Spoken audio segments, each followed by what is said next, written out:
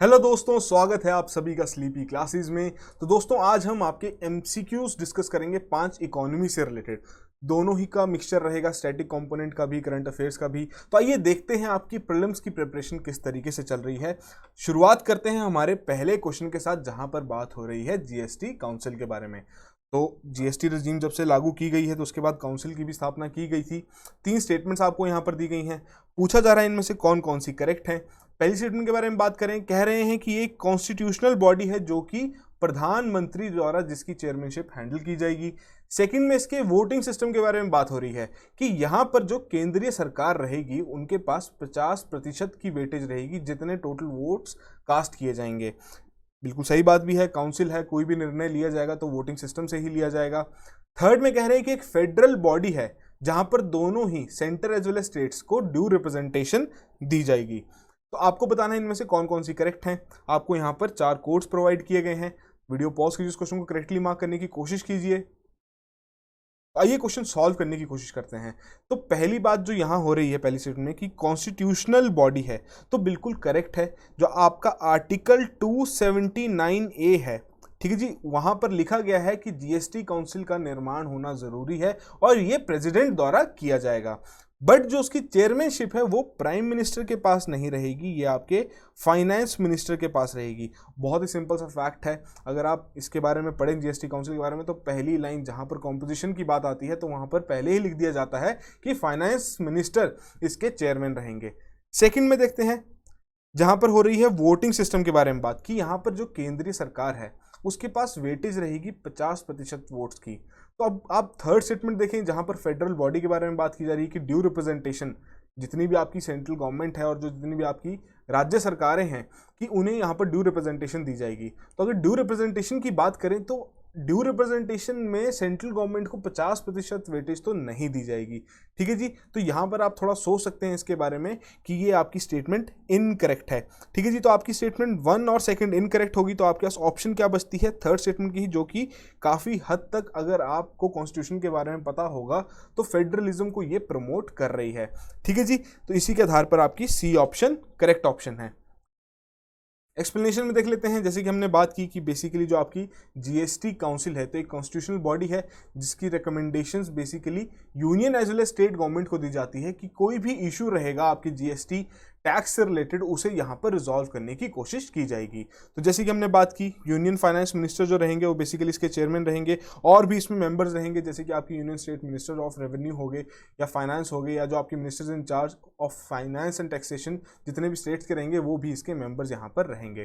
तो जैसे कि फेडरल बॉडी कंसिडर की गई है जिसमें केंद्रीय सरकार को और जितने भी राज्य सरकार हैं उन्हें यहाँ पर ड्यू रिप्रेजेंटेशन दी जाएगी। तो जितने भी डिसीजन इस काउंसिल द्वारा लिए जाएंगे, अब इस चीज को थोड़ा ध्यान से देखिए कि जितने भी डिसीजन इस काउंसिल द्वारा लिए जाएंगे तो बेसिकली वो majority of not less than 3/4 of the weighted votes of the members present and voting, कि आपके जो जितने भी वोट्स कास्ट किए जाएंगे वहां पर जितने प्रेजेंट रहेंगे और उनके द्वारा जितने वोट्स कास्ट किए जाएंगे तो उसमें से वो आपके 3/4 से कम नहीं होने चाहिए, 3/4 से ज़्यादा ही होने चाहिए, तभी वो कोई एक रूल या हम कह सकते हैं कोई एक निर्णय वहां पर पास किया जाएगा। ठीक है जी, अब इसमें क्या प्रिंसिपल्स रखे गए हैं कि पहली बात, जो केंद्रीय सरकार है उसको वेटेज दी जाएगी 1/3 ना कि 50%, जो कि हमारी स्टेटमेंट 2 जिसके हिसाब से इनकरेक्ट है। और जो आपके स्टेट गवर्नमेंट्स रहेंगे उनकी ऑल टुगेदर वेटेज रहेगी 2/3 of the total votes.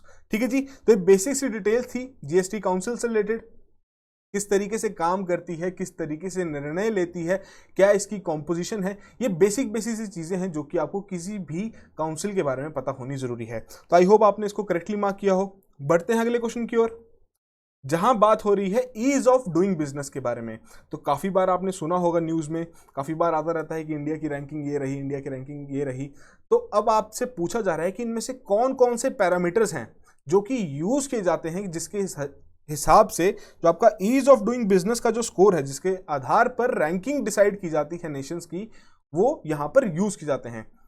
Parameters कौन कौन से हैं, पहले कह रहे हैं गेटिंग क्रेडिट, सेकंड कह रहे हैं employing workers, paying taxes, law and order, contract enforcement.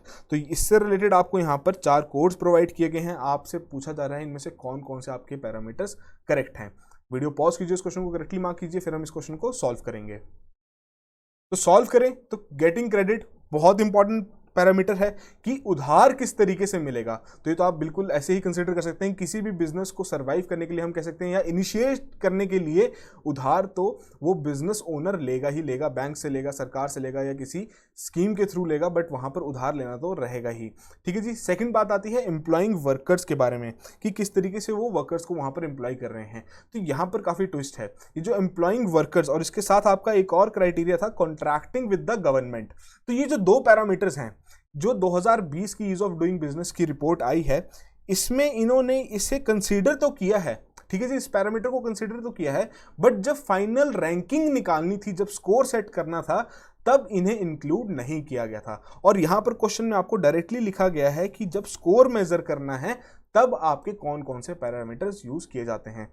ठीक है जी। तो ये आपकी ऑप्शन गलत होगी, सेकंड ऑप्शन आपकी यहां पर रिजेक्ट होगी। तो उसके आधार पर आप देख सकते हैं बहुत इजीली कि यहां पर आपकी a option, c option as well as d option वैसे ही एलिमिनेट होगी, आपके पास बचती है बी ऑप्शन और वही आपका करेक्ट आंसर है। ठीक है जी।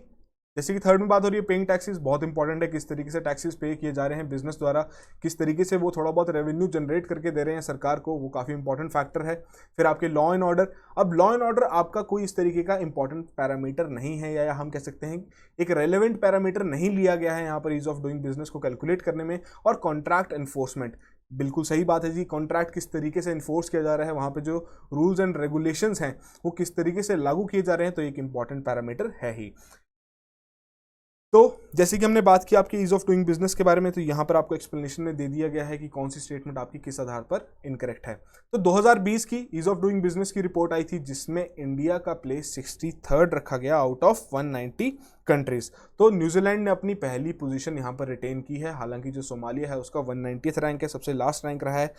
तो बेसिकली अगर इंडिया के बारे में बात करें, अब ये ध्यान रखिए कि इस तरीके की जितने भी आपकी रिपोर्ट्स या इंडेक्सेस रहते हैं वो इंपॉर्टेंट हैं आपके एग्जाम पॉइंट ऑफ व्यू से, प्रीलिम्स के हिसाब से तो इंपॉर्टेंट है ही, बट साथ के साथ मेंस आंसर राइटिंग के अगर हम कंटेक्स्ट में देखें तो तब भी ये काफ़ी ज़्यादा इंपॉर्टेंट है। कैसे हैं कि वहाँ पर अगर आपको कोई भी क्वेश्चन पूछा जाए और जहाँ पर आपको अपना पॉइंट जस्टिफाई करना है, तो इस तरीके की रिपोर्ट्स को अगर आप कोट करेंगे तो वहाँ पर जो आपका पॉइंट है वो आप काफ़ी ईजिली जस्टिफाई कर सकते हैं।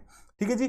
तो यहाँ पर आपको इंपॉर्टेंट चीज़ें जो पता होनी जरूरी है कि इंडिया की जो रैंकिंग है वो किस तरीके से इंप्रूव हुई है, कौन से पैरामीटर्स में इंप्रूव हुई है। सबसे पहली बात, स्टार्टिंग ऑफ बिजनेस की पहले जिस तरीके से जो दिक्कतें रहती थी किसी भी बिजनेस को शुरू करने में, अब बेसिकली वो आपकी सॉल्व कर दी गई है, स्ट्रीमलाइन कर दी गई है कि पहले आपके मल्टीपल एप्लीकेशन फॉर्म्स भरने पड़ते थे, जितने भी बिजनेस हम यहाँ कह सकते हैं एंटरप्रेन्योर्स होते हैं कि उन्हें मल्टीपल एप्लीकेशन फॉर्म्स भरने पड़ते हैं अपना बिजनेस स्टार्ट करने के लिए, बट अब इसे एक जनरल इनकॉर्पोरेशन फॉर्म में कन्वर्ट कर दिया गया है।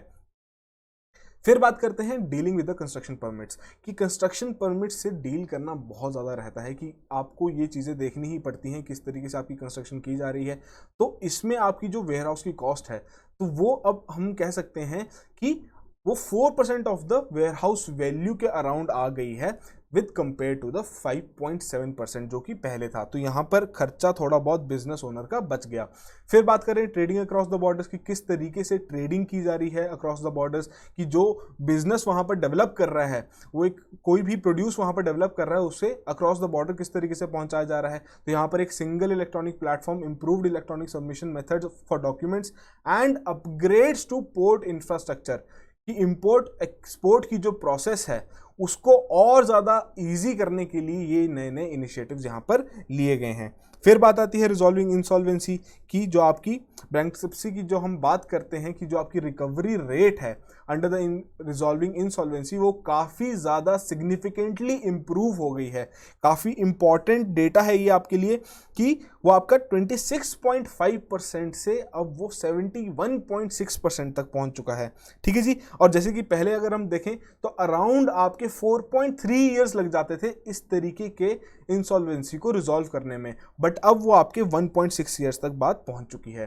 ठीक है जी। तो ये इस पैरामीटर में डेफिनेटली इंडिया ने इंप्रूव किया है। तो बेसिकली इंडिया का जो हम बात करें साउथ एशियन कंट्रीज में तो वहाँ पर उनका पहला पोजीशन मेंटेन्ड है। ये भी आपको स्टेटमेंट के तौर पर यहाँ पर पूछा जा सकता है, प्रीलिम्स के पॉइंट ऑफ व्यू से इंपॉर्टेंट है।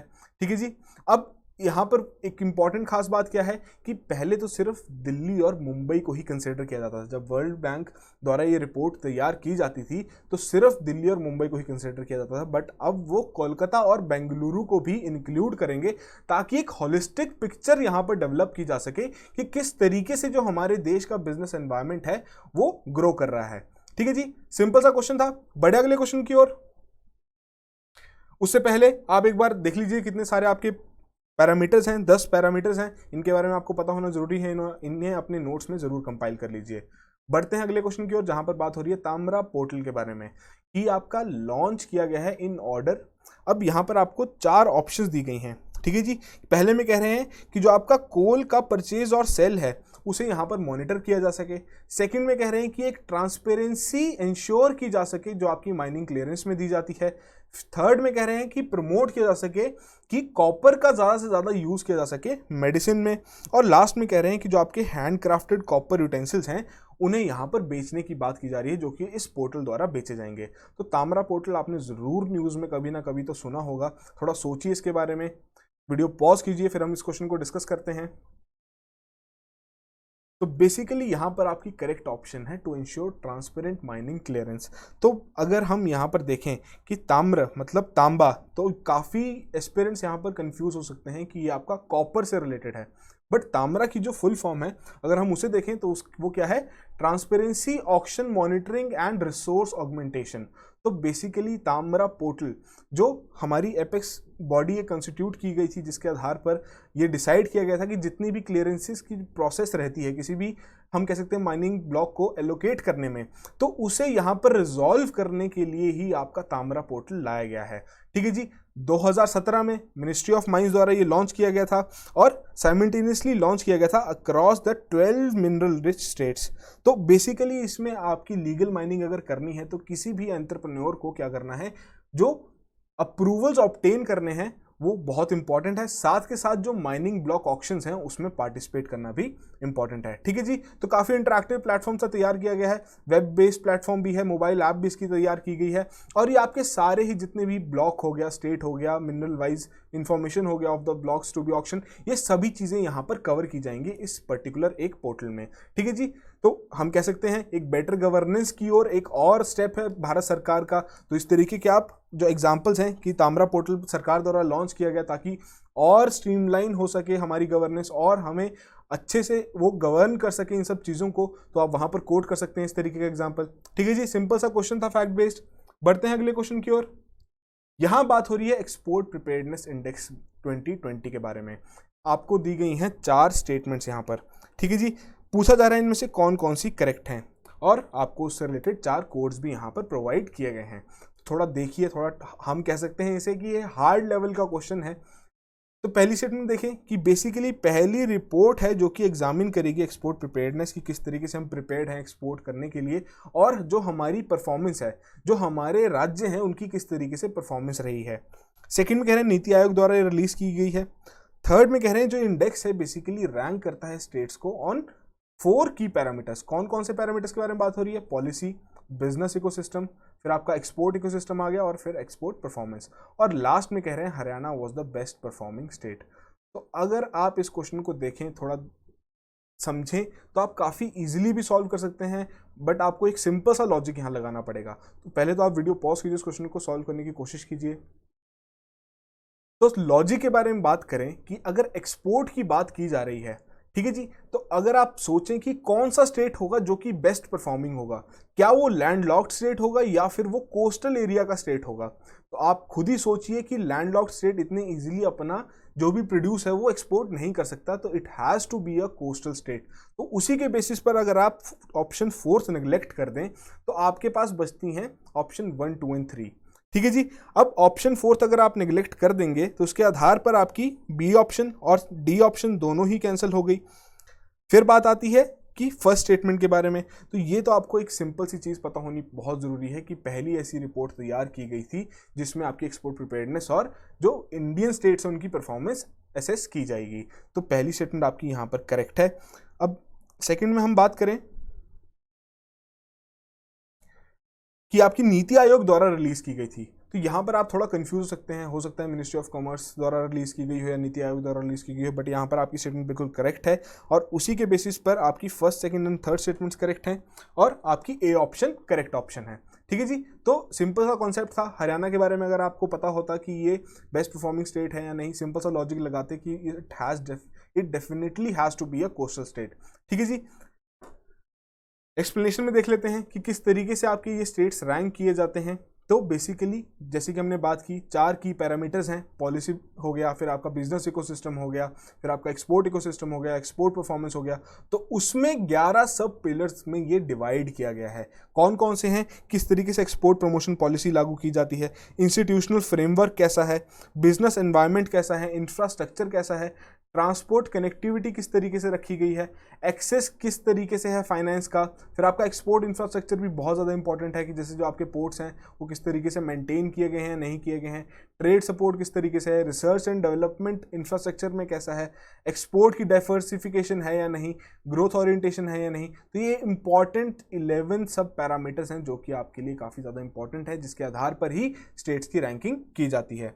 तो कुछ हाईलाइट्स, जैसे कि मैंने पहले भी कहा, आपकी जितने भी इंडिसेस और रिपोर्ट्स रहती हैं ये एग्जाम पॉइंट ऑफ व्यू से काफ़ी ज़्यादा इंपॉर्टेंट रहती हैं, क्योंकि इसका जो डेटा रहता है वो आपके मेन आंसर राइटिंग में भी हेल्पफुल रहता है। तो जैसे कि हमने बात की कि कोस्टल स्टेट्स की ही ज़्यादा प्रोबेबिलिटी रहेगी कि उनका ही जो एक्सपोर्ट परफॉर्मेंस है वो ज़्यादा रहेगा। तो वैसा ही इस रिपोर्ट में भी पाया गया कि गुजरात, महाराष्ट्र और तमिलनाडु ये आपके टॉप 3 स्टेट्स रहे हैं और ये आपके बिल्कुल क्रोनोलॉजिकली बताए गए हैं बेसिकली कि आपका गुजरात नंबर 1 पे है, महाराष्ट्र सेकंड पे है और तमिलनाडु थर्ड पर है। फिर आपके लैंडलॉक स्टेट्स में बात करें तो आपका राजस्थान ने सबसे अच्छा परफॉर्म किया है, उसके बाद आपका तेलंगाना और हरियाणा ने परफॉर्म किया है। हिमालयन स्टेट्स में बात करें तो बेसिकली उत्तराखंड जो है वो सबसे ज़्यादा टॉप पर रहा है, उसके बाद आपके त्रिपुरा और हिमाचल प्रदेश रहे हैं। यूनियन टेरिटरीज या सिटीज़ के बारे में बात करें तो दिल्ली ने सबसे ज़्यादा इसमें बेस्ट परफॉर्म किया है, उसके बाद आपका गोवा और चंडीगढ़ है। पॉलिसी पैरामीटर्स में अब देखें, अब बेसिकली जो आपके 4 पैरामीटर्स थे उसी के आधार पर अगर हम देखें तो यहाँ पर महाराष्ट्र का जो रैंकिंग है वो सबसे ज़्यादा रही है, जिसके बाद आपके गुजरात और झारखंड की आई है कि वहाँ पे जो पॉलिसी पैरामीटर्स हैं वो काफ़ी इंप्रूव हुए हैं, काफ़ी अच्छे हैं। फिर आपकी बात आती है बिजनेस इकोसिस्टम पैरामीटर के बारे में, जहाँ पर कह रहे हैं कि गुजरात का रैंक नंबर 1 रहा है, followed by the Delhi and Tamil Nadu. फिर आपके एक्सपोर्ट इकोसिस्टम पैरामीटर के बारे में बात हुई है, जहाँ पर कहा गया है कि महाराष्ट्र ने टॉप किया है इस इंडेक्स को, जिसमें आपके उड़ीसा और राजस्थान ने उन्हें फॉलो किया है। तो एट प्रेजेंट अगर हम बात करें, जो इंडिया का एक्सपोर्ट है उसका 70% वो आपका डोमिनेट किया गया है 5 स्टेट्स द्वारा। बहुत इंपॉर्टेंट फैक्ट है, महाराष्ट्र, गुजरात, कर्नाटका, तमिलनाडु एंड तेलंगाना। ठीक है जी, तो यहाँ पर आपकी एक्स्ट्रा लर्निंग के लिए ये पॉइंट्स रखे गए हैं, इन्हें अपने जरूर नोट्स में कंपाइल कीजिए। बढ़ते हैं अगले क्वेश्चन की ओर। आज का फाइनल क्वेश्चन जहां पर बात हो रही है एलपीआई के बारे में, लॉजिस्टिक्स परफॉर्मेंस इंडेक्स के बारे में। तो आपको पता ही होगा ये लास्ट टाइम आपका 2018 में आया था, वैसे ही ये आपका 2020 में भी आना था, या हम कह सकते हैं कि 2021 में भी आ सकता है। अब आपको वो बताना है स्टेटमेंट्स के आधार पर आपकी कौन कौन सी करेक्ट हैं। तो आइए देखते हैं, टेस्ट करते हैं आपकी नॉलेज। यहाँ पर पहली स्टेटमेंट में कह रहे हैं कि जो आपका लॉजिस्टिक्स परफॉर्मेंस इंडेक्स है ये आपका IMF द्वारा रिपोर्ट किया जाता है इन एवरी 3 ईयर्स।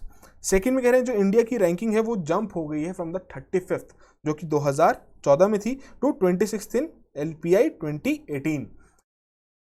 अगर आपको पता हो सिंपल सी बात कि LPI किसके द्वारा रिपोर्ट किया जाता है तो आप बहुत ही इजीली इस क्वेश्चन को सॉल्व कर सकते हैं यहाँ पर। ठीक है जी, बताना है इनमें से कौन कौन सी करेक्ट हैं। वीडियो पॉज कीजिए, इस क्वेश्चन को करेक्टली मार्क करने की कोशिश कीजिए। तो यहां पर आपकी दोनों ही स्टेटमेंट्स इनकरेक्ट हैं। पहली स्टेटमेंट किस तरीके से इनकरेक्ट है कि ये आपका IMF द्वारा नहीं, ये आपका वर्ल्ड बैंक द्वारा रिपोर्ट तैयार की जाती है और ये हर 2 साल में तैयार की जाती है। तो उसके आधार पर आपकी 2020 में आनी थी बट ये नहीं आई है अभी तक, ये 2021 में हम एक्सपेक्ट कर सकते हैं कि आ सकती है। तो जो भी इसकी फाइंडिंग्स रहेंगी वो आपके लिए प्रीलिम्स पॉइंट ऑफ व्यू से इंपॉर्टेंट है, जरूर इसे अच्छे से कवर कीजिएगा। सेकंड में बात करें, जो इंडिया की रैंकिंग है वो जंप कर दी गई थी to 35th position in 2014 to 26th position in LPI 2018। तो यहाँ ये स्टेटमेंट गलत होगी। बेसिकली जो इंडिया का रैंक है लॉजिस्टिक परफॉर्मेंस इंडेक्स में वो आपका 44th रहा है। ठीक है जी, एक्सप्लेनेशन देख लेते हैं। जैसे कि हमने बात की, दोनों ही स्टेटमेंट्स आपकी इनकरेक्ट थी। और LPI के बारे में बात करें तो एक काफ़ी interactive benchmarking tool world bank द्वारा तैयार किया गया है, जिसके चलते वो हेल्प करते हैं कंट्रीज को कि वो आइडेंटिफाई कर सकें कि जो उनकी लॉजिस्टिक्स है, जो ट्रेड लॉजिस्टिक्स है, उसमें किस तरीके की उनकी जो परफॉर्मेंस है, क्या उसमें चैलेंजेस हैं, क्या उनके पास अपॉर्चुनिटीज़ हैं, ताकि जो उनकी पॉलिसी है अपनी ट्रेड लॉजिस्टिक्स से रिलेटेड उसे वहाँ पर वो ऑल्टर कर सकें, ठीक है जी, और ज़्यादा से ज़्यादा उसे इम्प्रूव कर सकें अपनी परफॉर्मेंस। तो एक तरीके का वेटेड एवरेज रहता है इसमें कंट्री का, किसी भी स्कोर जो निकाला जाता है ऑन द 6 की डायमेंशंस। कौन कौन से डायमेंशंस हैं? कस्टम्स परफॉर्मेंस हो गया आपका, इंफ्रास्ट्रक्चर क्वालिटी हो गया, ईज ऑफ अरेंजिंग शिपमेंट्स हो गया, फिर आपकी लॉजिस्टिक सर्विस क्वालिटी हो गया, फिर कंसाइनमेंट्स ट्रैकिंग के बारे में बात करें, ये सब आपके बेसिक से हम कह सकते हैं 6 डायमेंशंस है जिसके आधार पर ये रिपोर्ट आपकी तैयार की जाती है, ठीक है जी। तो ये बेसिक सी डिटेल्स थी आपकी इस क्वेश्चन से रिलेटेड। तो एक और बात अगर हम कहें कि जितने भी आपकी इस तरीके के क्वेश्चंस रहते हैं तो वहाँ पर आपको थोड़ी बहुत भी नॉलेज रहेगी उस टॉपिक से रिलेटेड। हालांकि बहुत टफ रहता है, जितनी भी रिपोर्ट्स इंडिसेस रहती हैं उनका सारा डेटा याद करना। कोशिश कीजिए, नोट्स बनाइए, रिवाइज करते रहिए, जितना रिटेन करेंगे, जितना आपके लिए फ़ायदा रहेगा उतना ही बेटर आपका स्कोर रहेगा। बट स्टिल आप कोशिश कीजिए कि कुछ कुछ जो मेन हाइलाइट्स हैं किसी भी रिपोर्ट से रिलेटेड वो आप ज़रूर याद रखें, क्योंकि आपको वहाँ पर जब क्वेश्चन आएगा एग्जाम में तो वहाँ पर आप एलिमिनेशन मेथड यूज़ करते हुए कहीं ना कहीं करेक्ट आंसर की ओर पहुंच सकते हैं, ठीक है जी। तो ये जितने भी क्वेश्चंस थे ये हमारी प्रीलिम्स टेस्ट सीरीज से ही क्वेश्चन निकाले गए थे ताकि आपको थोड़ा ओवरव्यू दिया जा सके किस तरीके की हमारी प्रीलिम्स टेस्ट सीरीज भी है। तो आई होप आपने ये सेशन एंजॉय किया हो और आपका स्कोर भी इसमें अच्छा आया हो। जो भी आपका स्कोर रहा है कमेंट बॉक्स में ज़रूर मेंशन कीजिए। और इसी तरीके से अब प्रीलिम्स का समय जैसे जैसे नज़दीक आता रहा है तो प्रीमिक्स को और ज़्यादा आप फॉलो कीजिए, रिलीजियसली फॉलो कीजिए। डेली के 5 क्वेश्चन डिस्कस किए जाते हैं जो कि आपके यूपीएससी लेवल के रहते हैं। तो जितनी ज़्यादा आप प्रैक्टिस करेंगे, जितनी ज़्यादा आप मॉक टेस्ट देंगे अभी, उतना ही ज़्यादा आपके लिए बेनिफिशियल रहेगा, ठीक है जी। बाकी की डिटेल्स जो हमारी टेस्ट सीरीज से रिलेटेड है वो आप हमारी वेबसाइट में जाके देख सकते हैं, या अगर आपका कोई भी क्वेरीज हो तो आप हमारे ऑफिशियल टोल फ्री नंबर पर कॉल कर सकते हैं, ठीक है जी। So that will be all the very best, good night.